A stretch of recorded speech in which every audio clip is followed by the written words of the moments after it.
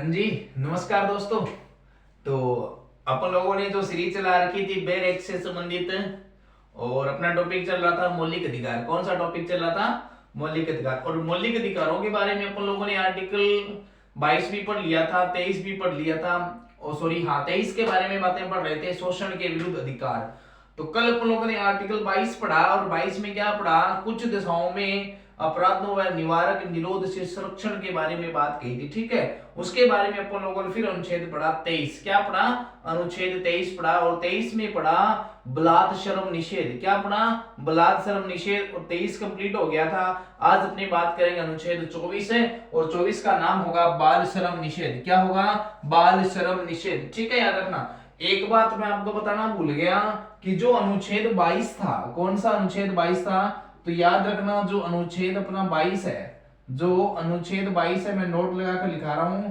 अनुच्छेद 22 को किसकी बात करें? अनुच्छेद 22 की बात करें तो अनुच्छेद 22 को हाई कोर्ट और सुप्रीम कोर्ट ने किसकी बात करें? सर्वोच्च न्यायालय ने किसकी बात करें? अनुच्छेद 22 को सर्वोच्च न्यायालय ने एक भद्दा प्रारूप कहा था। क्या कहा था? एक भद्दा प्रारूप कहा था। एक भद्दा प्रारूप कहा था। ये बहुत ही इंपॉर्टेंट बात है कि भारतीय संविधान के कौन से अनुच्छेद को सुप्रीम कोर्ट ने एक भद्दा प्रारूप कहा था? तो याद रखना, अनुच्छेद 22 को किसे कहा था? अनुच्छेद 22 को कहा था। और यह किस वाद के तहत कहा गया?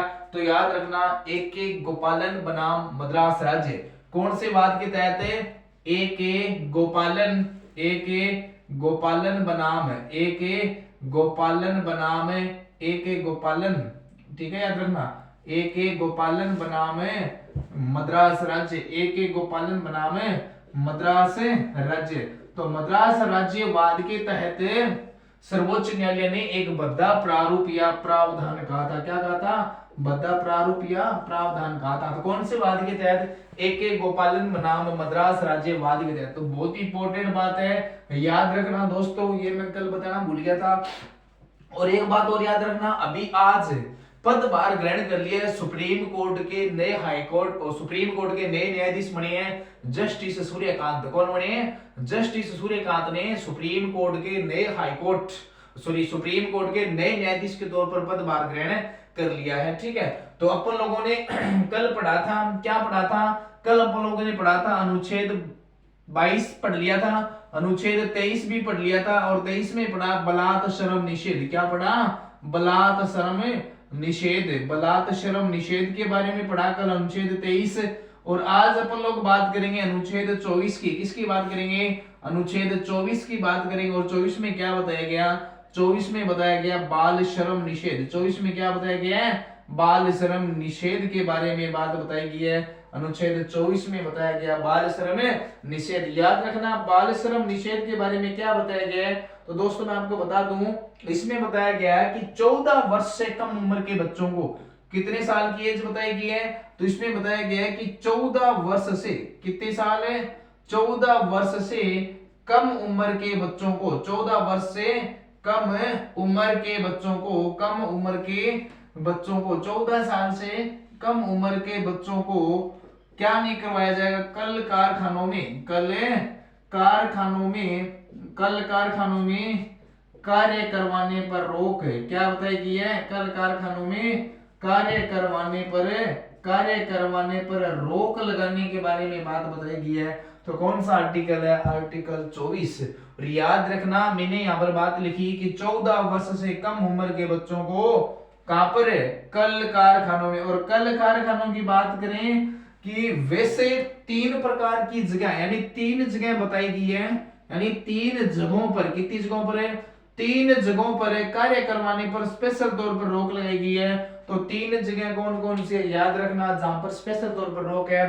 तो एक आती है उत्खनन वाली जगह। कौन सी जगह? उत्खनन वाली जगह, या जहां पर क्या होता हो? खनन का काम किया जाता हो। 2 नंबर बात करें रासायनिक जगहों पर। कौन सी जगहों पर है? रासायनिक जगहों पर है। और 3 नंबर बात करें ज्वलनशील जगहों पर। कौन सी जगहों पर है? ज्वलनशील जगहों पर। ये 3 जगह है जहां पर 14 वर्ष से कम उम्र को बच्चों को कार्य करवाने पर रोक लगाई गई है। कौन कौन सी? उत्खनन, जहां पर क्या हो? खनिजों का उत्खनन किया जाता हो। अब 14 साल से कम उम्र के बच्चे करेंगे तो उनके स्वास्थ्य को नुकसान होगा। फिर रासायनिक, जहां पर रसायन बनते हो, ठीक है, और ज्वलनशील मतलब जहां पर बारूद वगैरह का काम होता हो, वहां पर बच्चों से काम नहीं करवाया जाए। कितने साल से कम? 14 साल से कम एज की बच्चों को। वैसे अपन लोग देखते हैं कि बहुत सारे बच्चे रेडी पर, ठेलों पर काम करते हैं ना, तो उनको क्या नहीं माना जाता, उनको ये जो बाल श्रम नहीं माना जाता। वैसे बाल श्रम माना जाता है ऐसी 3 जगह जहां पर काम करवाने पर रोक ले। वो अपनी मजबूरी होती है, अपनी अपनी मजबूरी के अकॉर्डिंग, किसी की मर्जी होती है काम करने की, लेकिन स्पेशल तौर पर 3 जगहों पर काम करवाने पर रोक लगाएगी। कौन कौन सी? उत्खनन वाली जगह, रासायनिक जगह, और कौन सी? ज्वलनशील जगह, ठीक है, याद रखना। और इसके तहत संसद ने एक बाल श्रम निषेध अधिनियम पारित किया 1986। संसद ने एक एक्ट भी पारित किया। कौन सा? संसद ने एक्ट पारित किया बाल श्रम निषेध अधिनियम। कौन सा एक्ट है? बाल श्रम निषेध अधिनियम। बाल श्रम निषेध अधिनियम, संसद ने एक एक्ट पारित किया गया है, बाल श्रम निषेध अधिनियम 1986। कौन सा पारित किया गया है? 1986। यानी अगर कोई भी व्यक्ति इन 3 जगहों पर बच्चों से काम करवाता हुआ पाया जाएगा, उसे सजा का प्रावधान किया जाएगा। क्या किया जाएगा? सजा का प्रावधान किया जाए। अर्थात संसद ने क्या पारित किया है? बाल श्रम निषेध अधिनियम पारित किया 1986। याद रखना। और याद रखना ये जो प्रावधान था, इसमें 2016 में इसमें क्या कर दिया गया? संशोधन किया गया था। इस एक्ट में क्या कर दिया गया था? 2006 में क्या किया गया था? संशोधन किया गया था। क्या किया गया था? संशोधन किया गया था। याद रखना, संसद ने बाल श्रम निषेध अधिनियम पारित किया गया 1986, और 2006 में इसमें क्या कर दिया गया? संशोधन कर दिया गया। क्या कर दिया गया? संशोधन कर दिया गया। ये बात भी याद रखना। और बात याद रखना कि 2006 में हाईकोर्ट ने, 2006 में सुप्रीम कोर्ट ने निर्णय और भी दिया था। 2006 में सुप्रीम कोर्ट ने डिसीजन दिया कि बच्चों से क्या नहीं करवाया जाएगा। होटल की बात करें, 2006 में संशोधन हुआ और उसमें क्या कहा गया? होटलों की बात करें, ढाबों की बात करें, होटलों, ढाबों, ठीक है, ऐसी जगह जहां पर बच्चों से काम करवाया जाता है, तो वहां पर क्या नहीं करवाया जाएगा? कार्य नहीं करवाया जाएगा। कार्य नहीं करवाया जाएगा। 2006 में सुप्रीम कोर्ट की बात है। किसकी बात है? सुप्रीम कोर्ट ने डिसीजन दिया कि बच्चों से होटलों पर बात करें, ढाबों पर बात करें, ठीक है, घरेलू कार्य की बात करें, तो इन सभी जगहों पर काम करवाने पर क्या लगाई गई है? रोक लगाई गई है। और 2006 की बात करें, 2006 में सुप्रीम कोर्ट ने एक परिवर्तन भी किया था और कहा था कि जो सजा है ना, वह 6 माह से लेकर 3 वर्ष तक हो सकती है। कितनी? सजा का प्रावधान भी किया गया था। सजा का भी प्रावधान किया गया। क्या किया गया? सजा 6 माह से लेकर 3 वर्ष तक। कितने वर्ष तक है? 6 माह से लेकर 3 वर्ष तक क्या हो सकती है?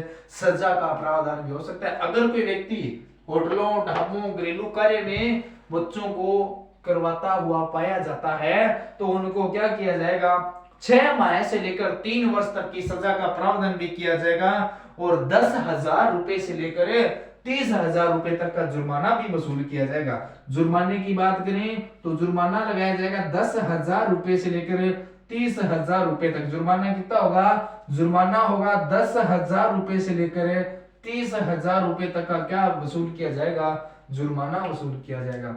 तो दोस्तों बात करें अनुच्छेद 24 की बात करें, तो अनुच्छेद 24 में क्या बताया गया? बाल श्रम निषेध बताया गया। इसमें क्या बताया गया कि 14 वर्ष से कम उम्र के बच्चों को कल कारखानों में काम करवाने पर रोक लगाई जाएगी, ठीक है। और स्पेशल तौर पर 3 जगह बताएगी जहां पर 14 साल से कम उम्र के बच्चों को काम नहीं करवाया जाएगा। तो वह 3 जगह कौन कौन सी है? स्पेशल तौर पर याद रखना, एक तो है उत्खनन वाली जगह जहां पर माइनिंग वगैरह काम चलता है, जहां पर रसायन बनते हैं और जहां पर ज्वलनशील बारूद वगैरह का काम होता है। तो ऐसी 3 जगहों पर काम करवाने पर क्या लगाई गई है? रोक लगाई गई है। दोस्तों याद रखना, ये जो 3 जगह मैं बता रहा हूं तो पूछी जा सकती है कि ऐसी कौन कौन सी 3 जगह हैं जहां पर बच्चों से काम करवाने पर रोक लगाई गई है। तो ये 3 जगह। और संसद ने एक बाल श्रम निषेध अधिनियम भी पारित किया 1986, और इसमें 2006 में संशोधन किया गया और इसमें कहा गया कि अब सुप्रीम कोर्ट ने डिसीजन दिया कि अब बच्चों के साथ घरेलू कार्य में, होटलों पर, ढाबों पर भी काम नहीं करवा सकते, ये बात भी याद रखना। अगर कोई व्यक्ति करवाता हुआ पाया जाता है तो उसे 6 माह से लेकर 3 साल तक की क्या दी जाएगी, सजा दी जाएगी, और 10,000 रुपए से लेकर 30,000 रुपए तक का क्या दिया जाएगा, जुर्माना वसूल किया जाएगा। तो उम्मीद करता हूं दोस्तों यहाँ तक अनुच्छेद 24 की बात समझ में आई होगी। अगर कोई स्क्रीनशॉट लेना चाहता है तो ले सकता है। फिर अपने चलते हैं आगे और आगे बात करते हैं अनुच्छेद 25 से लेकर 28 तक।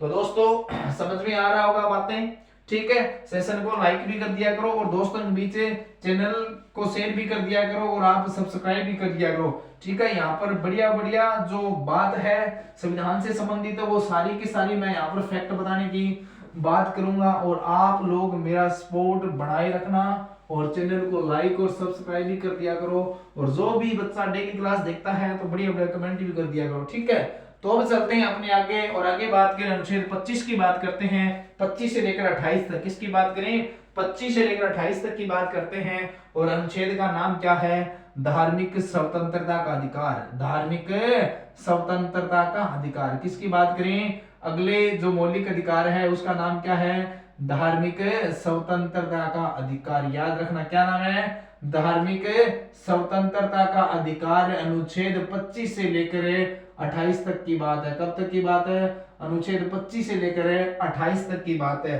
क्योंकि अपन लोगों ने पीछे 23 और 24 पढ़ लिया था। अब अपनी बात करेंगे धार्मिक स्वतंत्रता का अधिकार, अनुच्छेद 25 से लेकर 28 तक। और इसमें क्या बताया गया है, बहुत बहुत बढ़िया बात बताई गई। देखो अनुच्छेद आता है 25, कौन सा अनुच्छेद है, 25। 25 में क्या बताया गया, 25 में बताया गया कि कोई भी व्यक्ति क्या कर सकता है, क्या बताया गया, कोई भी व्यक्ति की बात करें, कोई भी व्यक्ति लोक व्यवस्था, याद रखना कर्म, ये कर्म पूछा जाता है, कोई भी व्यक्ति लोक व्यवस्था,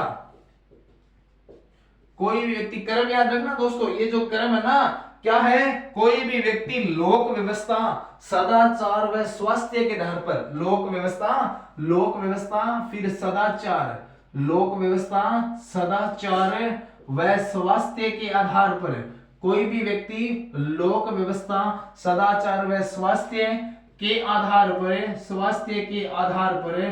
स्वास्थ्य के आधार पर धार्मिक, किसकी बात करें, धार्मिक अंतःकरण की स्वतंत्रता प्राप्त है। धार्मिक अंतःकरण की स्वतंत्रता प्राप्त है, अंतःकरण की स्वतंत्रता प्राप्त है। तो दोस्तों क्या बताया गया इसमें बताया गया है कि कोई भी व्यक्ति क्या कर सकता है, लोक व्यवस्था को, लोगों की व्यवस्था को ध्यान में रखते हुए, सदाचार यानी व्यवहार को ध्यान में रखते हुए, स्वास्थ्य को ध्यान में रखते हुए क्या कर सकता है, धार्मिक स्वतंत्रता यानी धर्म की पालना कर सकता है। तो उसके बारे में बताया गया अनुच्छेद 25 में। ये 3 शब्द याद रखना, लोक व्यवस्था, सदाचार व स्वास्थ्य को ध्यान में रखते हुए क्या कर सकता है, धार्मिक अंतःकरण की स्वतंत्रता प्राप्त है। इसमें क्या बात बताई गई, देखो इसमें बताया गया है कि व्यक्ति क्या कर सकता है, धर्म का पालन कर सकता है। क्या कर सकता है, धर्म का पालन कर सकता है। इसमें कौन कौन सी बातें बताई गई, देखो इसमें बताया गया 1 नंबर व्यक्ति की बात बताई गई है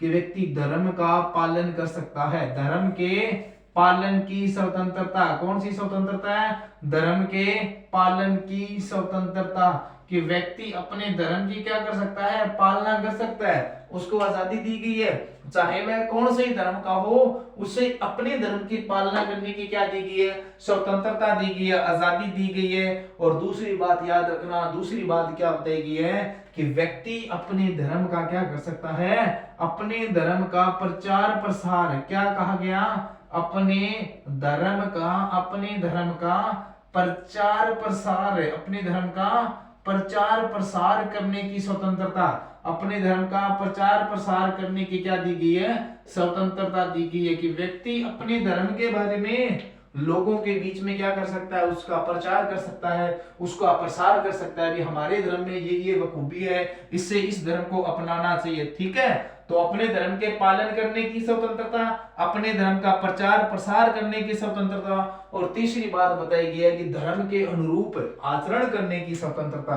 क्या बात बताई गई है, धर्म के अनुरूप आचरण करने की स्वतंत्रता। क्या बताया गया है, धर्म के अनुरूप, क्या बात बताई गई है, धर्म के अनुरूप आचरण करने की स्वतंत्रता, आचरण करने की स्वतंत्रता, अपने धर्म के अनुरूप क्या बताया गया है, आचरण करने की स्वतंत्रता का उल्लेख भी किया गया है। यानी आचरण का मतलब है कि जो जो बातें अपने धर्म में लिखी गई है उन धर्मों की क्या कर सकता है, पालना कर सकता है, क्या कर सकता है, पालना कर सकता है। यानी जो बातें उसके धर्म में लिखी गई है उस धर्म के अकॉर्डिंग वह क्या कर सकता है, व्यवहार कर सकता है, क्या कर सकता है, व्यवहार कर सकता है, उनकी पालना कर सकता है, उन धर्मों को मान सकता है, क्या कर सकता है, उन धर्मों को मान सकता है। तो यही बात बताई गई अनुच्छेद 25 में। 25 में 3 बात बताई गई है कि व्यक्ति क्या कर सकता है, अपने धर्म की पालना कर सकता है, अपने धर्म का प्रचार प्रसार कर सकता है,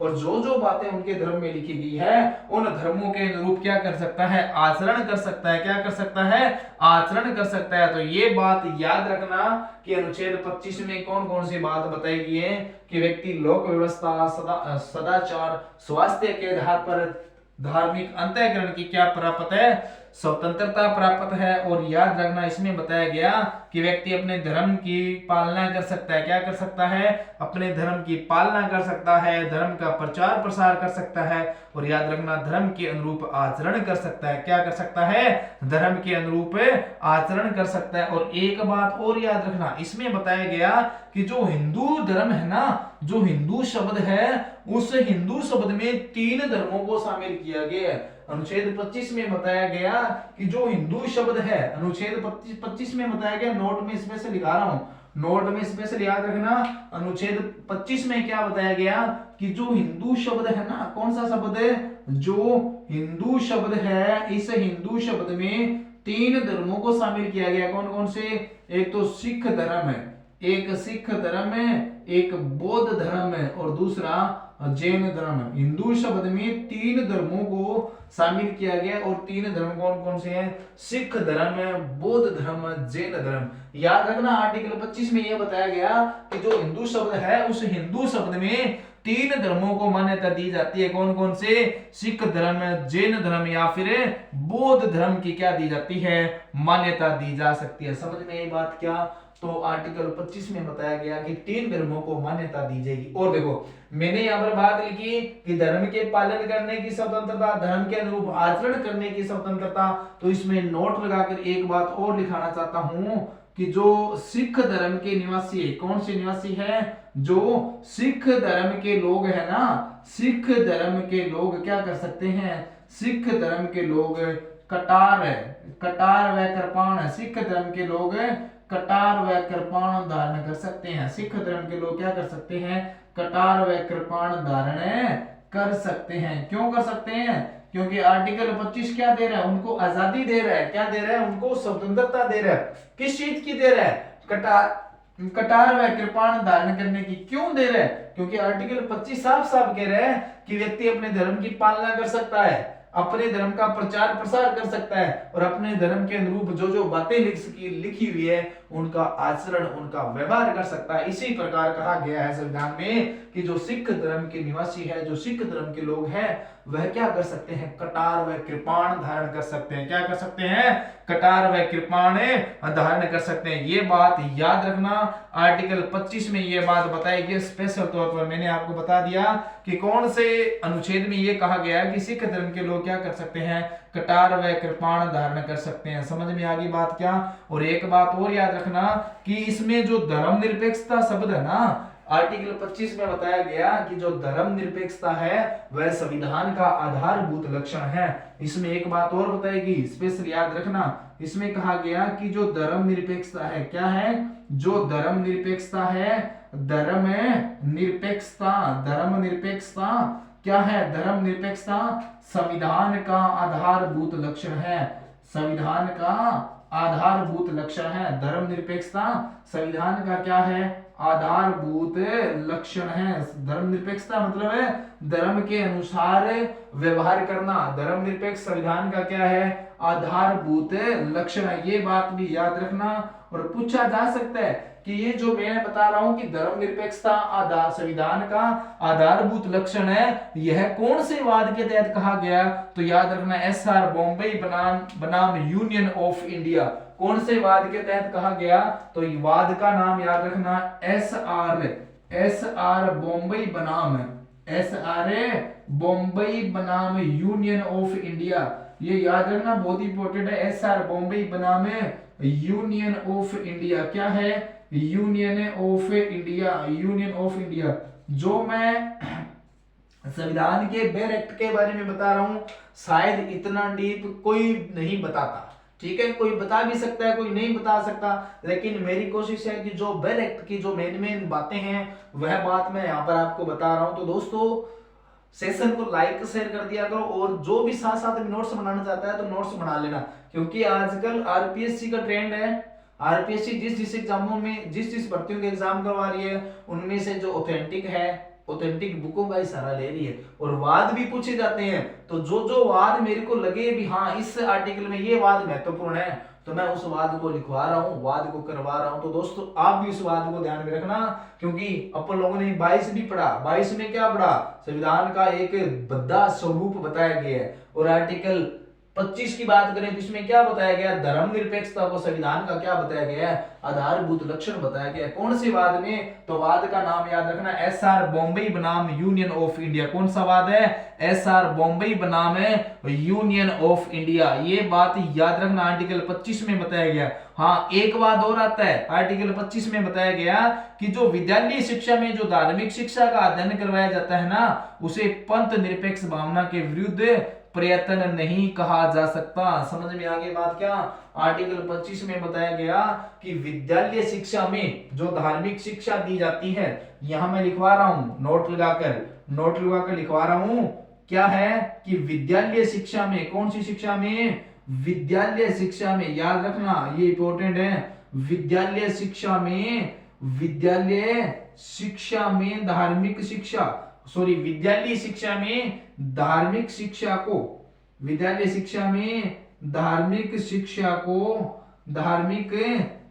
को पंथ निरपेक्ष, ठीक है, विद्यालय शिक्षा में धार्मिक शिक्षा को पंथ निरपेक्ष। किसकी बात हो रही है? विद्यालय शिक्षा की बात हो रही है कि विद्यालय शिक्षा में धार्मिक शिक्षा को संविधान के पंथ निरपेक्ष भावना के विरुद्ध, धार्मिक शिक्षा को संविधान के पंथ निरपेक्ष भावना के विरुद्ध, विद्यालय शिक्षा को, धार्मिक शिक्षा को संविधान के, किसके? संविधान के पंथ निरपेक्ष भावना के विरुद्ध, संविधान के पंथ निरपेक्ष भावना के विरुद्ध, पंथ निरपेक्ष भावना, याद रखना क्या कहता है कि विद्यालय शिक्षा में धार्मिक शिक्षा को संविधान के पंथ निरपेक्ष भावना के विरुद्ध प्रयत्न नहीं कहा जा सकता।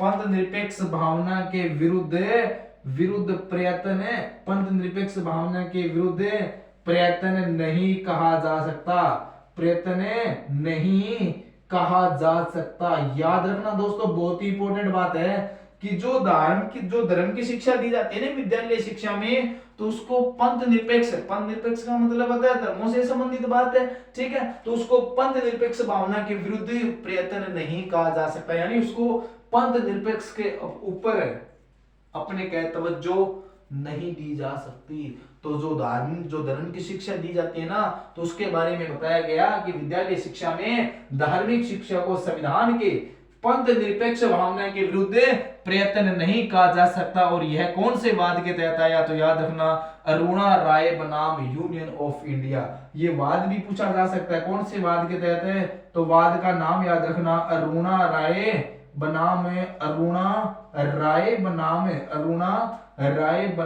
यूनियन ऑफ इंडिया, अरुणा राय बनाम यूनियन ऑफ इंडिया।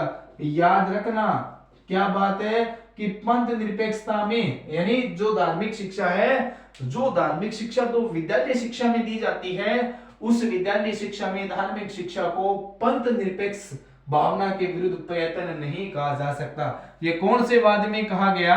अरुणा राय बनाम यूनियन ऑफ इंडिया, अरुणा राय बनाम यूनियन ऑफ इंडिया वाद के तहत कहा गया। और एक बात ये और याद रखना, मैंने अनुच्छेद 24 के बारे में नहीं बताया आपको कि कौन सा वाद है, तो उसमें अनुच्छेद 24 में जो बात करें, जो बाल श्रम से संबंधित बात है तो अनुच्छेद 24 में क्या बताया गया, देखो अनुच्छेद 24 में बताया गया है, नोट लगाकर मैं यहां पर बता रहा हूं, अनुच्छेद 24 की बात कर रहा हूं, और अनुच्छेद 24 में कहा गया, सुप्रीम कोर्ट ने कहा, क्या कहा कि बाल श्रम को जड़ से, बाल श्रम को जड़ से समाप्त करना चाहिए, जड़ से क्या करना चाहिए, समाप्त करना चाहिए। और ये बात कहेगी कौन से वाद के तहत, तो वाद का नाम याद रखना, बंधुआ मुक्ति मोर्चा, बंधुआ वाद का नाम याद रखना, कि जो बाल श्रम था ना, उस बाल श्रम को जड़ से क्या करना चाहिए, समाप्त करना चाहिए। इसका कौन से वाद के तहत, तो बंधुआ मुक्ति मोर्चा बनाम भारत संघ, वाद का नाम याद रखना, बंधुआ मुक्ति मोर्चा,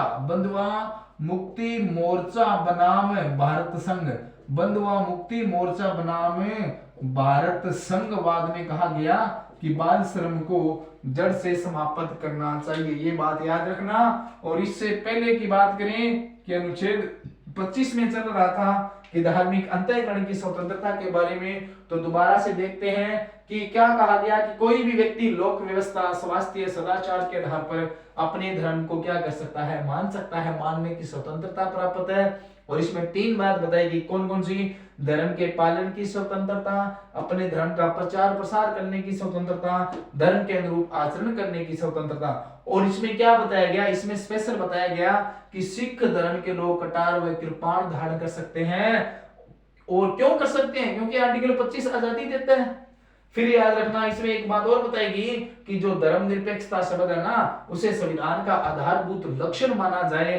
कौन से वाद में, एसआर बॉम्बे बनाम यूनियन ऑफ इंडिया। और फिर बात करें कि जो विद्यालय शिक्षा होती है, विद्यालय शिक्षा की बात करें, विद्यालय शिक्षा के अध्ययन में धार्मिक शिक्षा को संविधान के पंथ निरपेक्ष भावना के विरुद्ध प्रयत्न नहीं कहा जा सकता। यह किस वाद में, अरुणा राय बनाम यूनियन ऑफ इंडिया, अरुणा राय बनाम यूनियन ऑफ इंडिया वाद पे कहा गया था। ये बात याद रखना दोस्तों। और एक बात और याद रखना, एक बात इसमें और बताई गई है कि जो हिंदू धर्म के धार्मिक स्थल होते हैं ना, इसमें क्या बताया गया, इसमें बताया गया है कि जो हिंदू धर्म के जो धार्मिक स्थल होते हैं, इसमें देखो क्या बताया गया, इसमें बताया गया कि जो हिंदू धर्म के, कौन से धर्म के, जो हिंदू धर्म के धार्मिक स्थल होते हैं, हिंदू धर्म के धार्मिक स्थल की बात करें, हिंदू धर्म के धार्मिक स्थल सामाजिक व लोक कल्याण हेतु, सामाजिक व लोक कल्याण हेतु, सामाजिक व लोक कल्याण हेतु खुले रहेंगे। क्या रहेंगे, लोक कल्याण हेतु खुले रहेंगे। ये बात बताएगी आर्टिकल 25 में कि हिंदू धर्म के जितने भी धार्मिक स्थल है, चाहे तो उनमें मंदिर की बात करें, मुख्यतः मंदिर है, ठीक है याद रखना। तो मंदिर की बात करें तो मंदिर है वह क्या होंगे, सामाजिक काम के लिए, लोक कल्याण के लिए क्या रहेंगे, खुले रहेंगे। यानी लोक काम से संबंधित क्या रहेंगे, खुले रहेंगे, सामाजिक सुधार से संबंधित क्या रहेंगे, खुले रहेंगे। ये बात बताएगी है, समझ में आ गई बात क्या। तो दोस्तों उम्मीद करता हूं आप लोगों को समझ में आ रही होगी, बात समझ में आ रही होगी। हाँ एक बात और याद रखना, मैं हमेशा ऑफलाइन क्लास में ये एग्जांपल भी देता हूं कि केरल में एक मंदिर है, सबरीमाला का मंदिर। कौन सा मंदिर है, सबरीमाला का मंदिर है, जहां पर भगवान अयप्पा की पूजा होती है। तो वहां पर क्या था कि जो महिलाएं थी वह मंदिर के गर्भगृह में जाकर पूजा अर्चना नहीं कर सकती थी, क्योंकि उन पर क्या लगाई गई थी, रोक लगाई गई थी। लेकिन वहां पर एक भूमाता ब्रिगेड, एक ब्रिगेड चलती है भूमाता ब्रिगेड, और वहां की जो लीडर थी उसका नाम था तृप्ति देसाई। क्या नाम था, तृप्ति देसाई। तो तृप्ति देसाई ने सबरीमाला मंदिर से संबंधित याचिका लगाई, सुप्रीम कोर्ट ने डिसीजन दिया कि महिलाएं भी क्या कर सकती है, मंदिर के गर्भगृह में जाकर पूजा अर्चना कर सकती। क्यों, क्योंकि आर्टिकल 25 आजादी देता है कि व्यक्ति अपने धर्म के अनुरूप आचरण कर सकता है, धर्म की पालना कर सकता है, धर्म का प्रचार प्रसार कर सकता है। समझ में आ गई बात क्या। तो ये सारी की सारी बातें कौन से वाद के तहत है, सॉरी कौन से अनुच्छेद के तहत है, अनुच्छेद 25 के तहत। वो वाद लिखवा देता हूं, इंडियन लॉयर्स बनाम एसोसिएशन। क्या नाम है, इंडियन लॉयर्स बनाम association, Indian lawyers, Indian lawyers बनाम एसोसिएशन, इंडियन लॉयर्स बनाम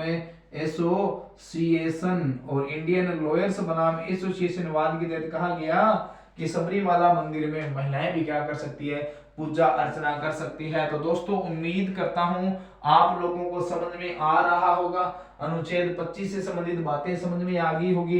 इंडियन यंग लॉयर्स बनाम एसोसिएशन वाद 2018 की बात है, ठीक है। तो दोस्तों अगर कोई स्क्रीनशॉट लेना चाहता है तो ले सकता है। फिर चलते हैं अपने आगे, और आगे आर्टिकल बात करते हैं 26 की। किसकी बात करते हैं?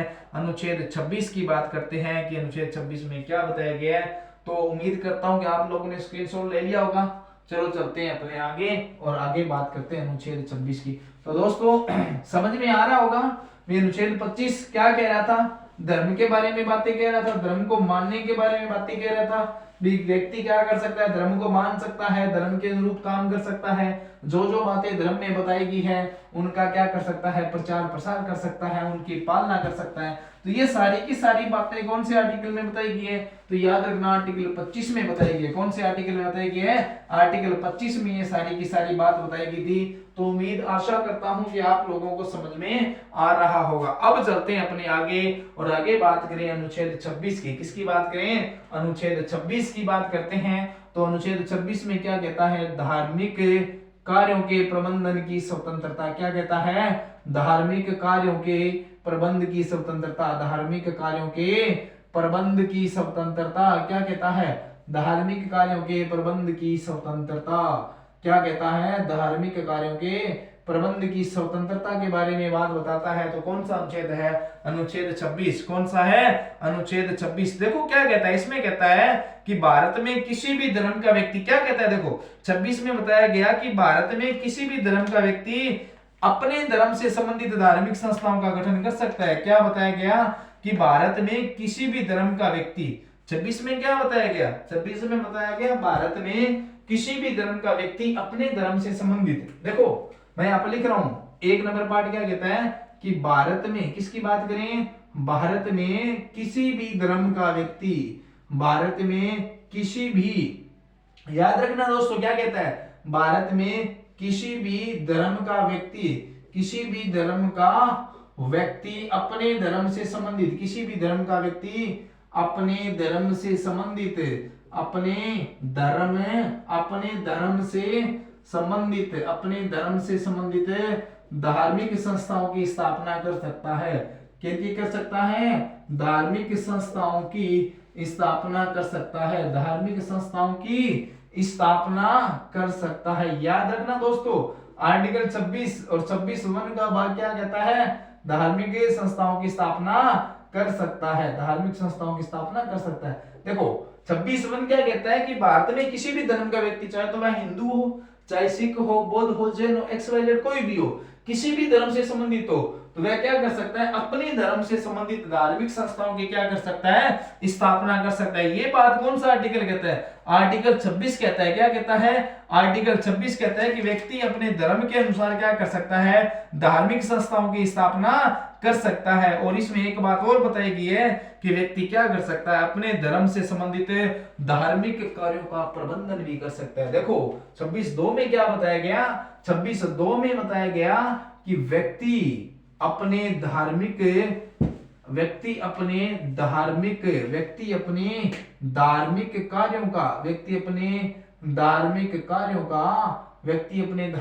कार्यों का प्रबंधन कर सकता है। अपने धार्मिक कार्यों का क्या कर सकता है?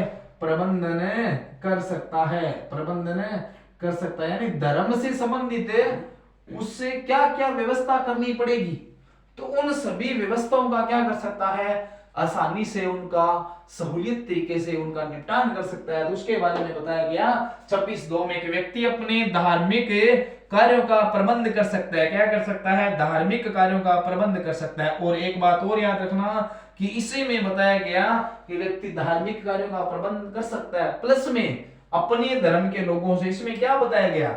धार्मिक कार्यों का प्रबंध कर सकता है। और क्या बताया गया कि अपने धर्म के लोगों से, अपने धर्म के लोगों से, किसकी बात करें? अपने धर्म के लोगों से धार्मिक कार्यों का प्रबंध करने हेतु, क्या करने हेतु? धार्मिक कार्यों का प्रबंध करने हेतु, धार्मिक कार्यों का प्रबंध करने हेतु क्या कर सकता है? चल व अचल, क्या कह सकता है, चल व अचल, या फिर अपने बात कहें जंगम व स्थावर, क्या है, जंगम व स्थावर, जंगम व स्थावर संपत्ति इकट्ठी कर सकता है, जंगम व स्थावर संपत्ति इकट्ठा कर सकता है, जंगम व स्थावर संपत्ति इकट्ठा कर सकता है। देखो भी दोस्तों क्या कह रहा है, 26(2) कह रहा है कि व्यक्ति अपने धार्मिक कार्यों का प्रबंधन कर सकता है और उस धर्म यानी धार्मिक कार्यों का प्रबंधन करने के लिए अपने धर्म से जुड़े लोगों से क्या कर सकता है, चल व अचल, क्या करेगा, चल व अचल, जंगम व स्थावर संपत्ति इकट्ठी कर सकता है। अब देखो चल व अचल की बात करें बागड़ी भाषा में आपा के चंदो के कहा, चंदो मतलब है बंदो के ग्रह, कोई भी समूह है, कोई भी संगठन है जो क्या कर रहा है, धार्मिक काम कर रहा है। मान लो हिंदू धर्म के लोग हैं, गांव में मंदिर बना हुआ है, गांव में मंदिर बन रहा है, तो मंदिर के सहयोग के लिए सभी गांव वालों से क्या लेते हैं, चंदा लेते हैं। क्यों लेते हैं, अनुच्छेद 26(2) क्या कह रहा है, अपने धर्म से लोगों, तो हिंदू धर्म के लोगों की बात है और हिंदू धर्म के लोग मंदिर बना रहे हैं, तो मंदिर के निर्माण में जो भी राशि जो भी सहयोग होता है वह अपने धर्म के लोगों से लेते हैं। इसलिए तो ये बताया गया चल व अचल यानी चंदा इकट्ठा कर सकता है। चाहे तो सिख धर्म के लोग हों, सिख धर्म के लोग अपने गुरुद्वारे से संबंधित कोई भी अगर व्यवस्था अपना रहे हैं, उस व्यवस्था में अपने सिख धर्म के जुड़े हुए लोगों को भागीदारी दे सकता है और सिख धर्म के लोगों से क्या ले सकता है, चंदा इकट्ठा ले सकता है। चाहे बौद्ध धर्म की बात करें, चाहे जैन धर्म की बात करें, तो ये सारी की सारी बात बताएगी कौन से आर्टिकल में, 26(2) में बताएगी। कौन से बताएगी, 26(2) में बताएगी।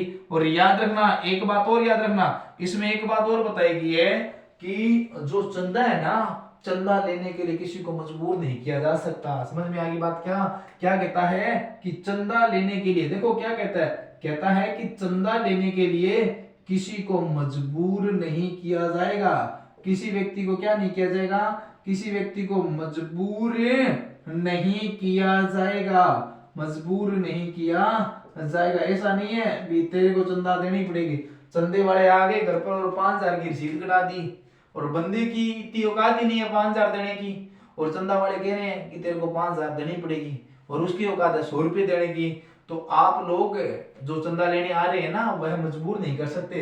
डिपेंड करता है उस आदमी पर है, उसकी नीति कैसी है, उसका नेचर कैसा है। अगर उससे लगे कि हाँ कि ये बढ़िया अच्छी तरीके से काम करवाएंगे तो मैं चंदा देने के लिए राजी हूँ। अगर उसे लगे भी ये तो चंदा ले जाएंगे किसी और काम में लगाएंगे और मंदिर का या फिर सिख अपने गुरुद्वारे का या फिर अपने बाद कोई और समुदाय का काम सही ढंग से नहीं हो पाएगा, पैसे तो व्यर्थ हो जाएंगे। इसलिए डिपेंड करता है उस बंदे पर, बंदे को चंदा लेने के लिए मजबूर नहीं किया जा सकता। ठीक है यार, ये बात संविधान में बताई गई है कि चंदा लेने पर किसी को क्या नहीं किया जाएगा, मजबूर नहीं किया जा सकता। और एक बात और याद रखना कि इसमें बताया गया कि जो जंगम व स्थावर संपत्ति होती है ना, क्या बताया गया कि जो जंगम व स्थावर संपत्ति होती है ना उस पर कभी भी टैक्स नहीं लगाया जाएगा। क्या नहीं लगाया जाएगा, टैक्स नहीं लगाया जाएगा। यानी जो चंदा होता है ना, चंदे पर किसी भी प्रकार का टैक्स नहीं लगाया जाता। देखो इसमें क्या बताया गया, इसमें एक बात और बताई गई है कि जो दान दिया जाता है ना, जो जंगम व स्थावर संपत्ति दी जाती है, जो जंगम प्लस में स्थावर संपत्ति होती है, जंगम व स्थावर संपत्ति पर कभी भी क्या नहीं लिया जाता, टैक्स नहीं लिया जाता। क्या नहीं लिया जाता, टैक्स नहीं लिया जाएगा, टैक्स नहीं लिया जाएगा। आपने कभी देखा होगा कि मंदिर वालों ने इतना टैक्स भरा, आज गणेश मंदिर की जो कमेटी थी, कमेटी के पास इतना चंदा इकट्ठा हुआ है और उन्होंने भारत सरकार के खाते में इतना टैक्स भरा, नहीं भरा ना, उस पर टैक्स नहीं दिया जा सकता। ये बात संविधान में लिखी है, जंगम व स्थावर संपत्ति पर क्या नहीं लगाया जाएगा, टैक्स नहीं लगाया जाएगा। ये बात कौन सा आर्टिकल कहता है, आर्टिकल 26 कहता है। कौन सा कहता है, आर्टिकल 26 कहता है कि जंगम व स्थावर संपत्ति पर कर नहीं लगाया जा सकता। क्या नहीं लगाया जा सकता, कर नहीं लगाया जा सकता। तो दोस्तों उम्मीद करता हूं अनुच्छेद 23, अनुच्छेद 24, अनुच्छेद 25 और अनुच्छेद 26 की बात आप लोगों को समझ में आई होगी। तो दोस्तों प्यार सपोर्ट ऐसे ही बनाए रखना, चैनल को लाइक भी किया करो। क्लास कैसी लगी आप लोगों को, अच्छी लगती है बुरी लगती है तो कमेंट भी कर दिया करो, अच्छा माड़ा जी का कमेंट कर दिया करो। ठीक है, जो उठा तो लगा भी हाँ कि थारे की पल्ले पड़न लाग रही है। ठीक है, और ये जो सीरीज चला रखी है ना बेर एक्ट से संबंधित है, मैं पूरी की पूरी पॉलिटी करवाऊंगा, इंडियन पॉलिटी और राजस्थान पॉलिटी। समझ में आ रही है क्या बातें, जो चीज डायरेक्ट मिलती है और जो चीज मेरे को लगती है भी हाँ यहाँ से सवाल बनने, यहाँ से क्वेश्चन बनने की पूरी पूरी संभावना है, तो उस फैक्ट को मैं यहाँ पर करवाऊंगा। तो दोस्तों चैनल को लाइक भी किया करो, सब्सक्राइब भी किया करो, और जो भी कमेंट हो उस कमेंट को भी लिखा करो और अपने दोस्तों के बीच में भी शेयर किया करो। तो दोस्तों मिलते हैं कल इसी टाइम। थैंक यू दोस्तों, शुभ रात्रि सभी को, जय हिंद।